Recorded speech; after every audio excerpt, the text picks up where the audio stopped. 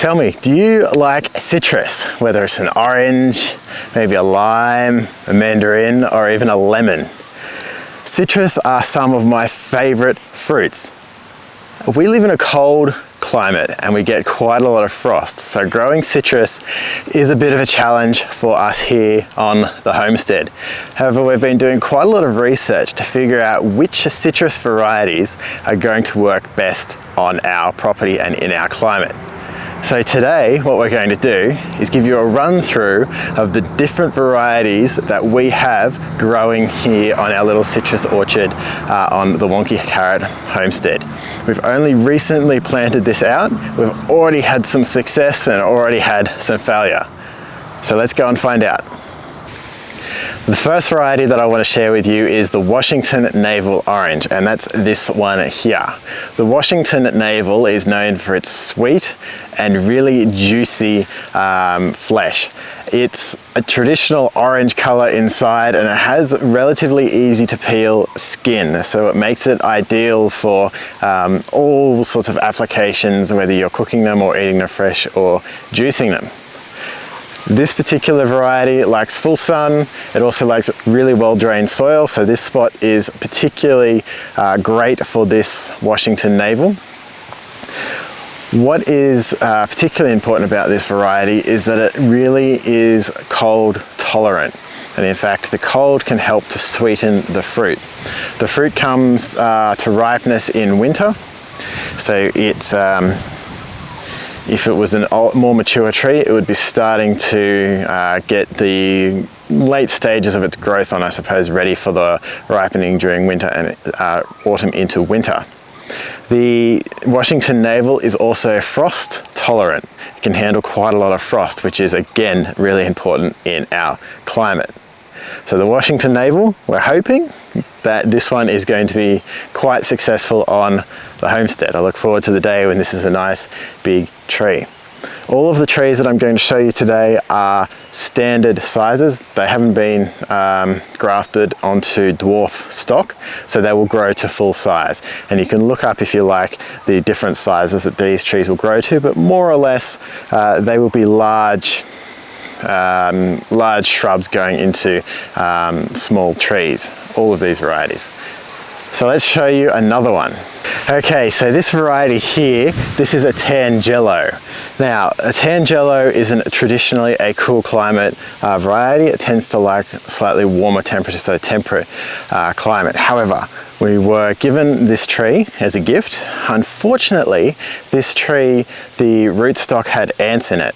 And as soon as the rootstock or the roots get ants in there, it's very difficult to take those ants out. And once the ants do get in there, they release a hormone or chemical that seems to upset the citrus tree.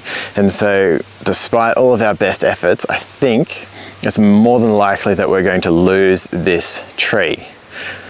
So unfortunately, we'll never know with this particular one if the Tangelo is going to be successful in the cool climate. Certainly it's not successful at the moment, but that has nothing to do with the climate. That's got to do, unfortunately, with the ants. So that's a bit disappointing because Tangelo is one of my favorites.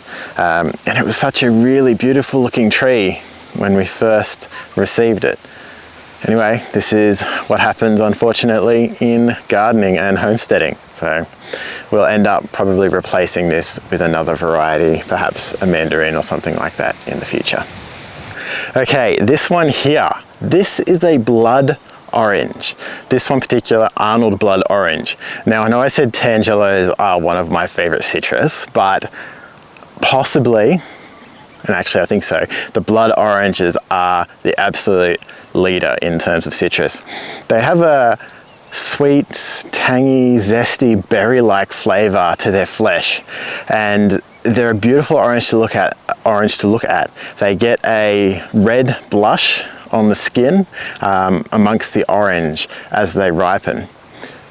Blood oranges, particularly this Arnold variety, they are a hybrid cultivar, and they like the cold climate, and in particular the cold climate helps their fruit to ripen and become sweeter. So again, a winter cropper, so we'll see this come through about the same time, maybe a bit later than the Washington Navel. It will come to ripeness, but the frost and the cool climate really helps to develop that colour and also that flavour. So I'm really excited for when this tree gets a bit bigger and we start getting some fruit off this. I've made blood orange marmalade in the past. I've made some blood orange jam. We've made some cakes. And I just eat them fresh as well. I absolutely love blood oranges. So this is going to be a good one for us. What is a citrus orchard without the old lemon? Again, another favorite, a fantastically versatile citrus fruit. We use lemons during preserving season. We use lemons to give the pectin to jams and preserve to thicken them up and to help them set. We also use lemons in a number of our drinks. So our elderflower bubbly, we use lemons in there to help that along. A whole bunch of different uses for lemons outside of just the regular lemon garlic potatoes, a Greek dish. Fantastic. So yes, lemons are absolutely essential in the orchard and a really popular choice. This one here, again, is a cool climate specialty. It's a Meyer lemon. We could also try a Eureka or a Lisbon lemon in our climate. We've gone with the Meyer lemon on this occasion for two reasons. It's the one that is stocked most readily in our garden centres, which suggests to us that it's probably going to be the best performer in our climate. But also it has the right type of fruit that we're after. So some lemons have really thick skin. The Meyer lemon has a nice thin skin, and the fruit itself isn't overly acidic. It's actually a bit less acidic, so it lends itself to more applications. Now, we may end up with another lemon tree variety in our orchard. You can never have too many lemons as far as I'm concerned, so we may end up with a Eureka or a Lisbon. But for now, we have the Meyer, and we'll see how that one goes. Okay, the last one in this particular part of our orchard is a Tahitian lime. Now, Tahitian lime is actually a hybrid cultivar, and that is a cross between a key lime and a lemon. So you can't find these naturally in the wild. This variety of lime is sweet, slightly tangy, but very juicy and tends to create quite large fruit. So they're really good for cooking, really good for putting in drinks. They smell amazing. And they're really just a great addition to the citrus family.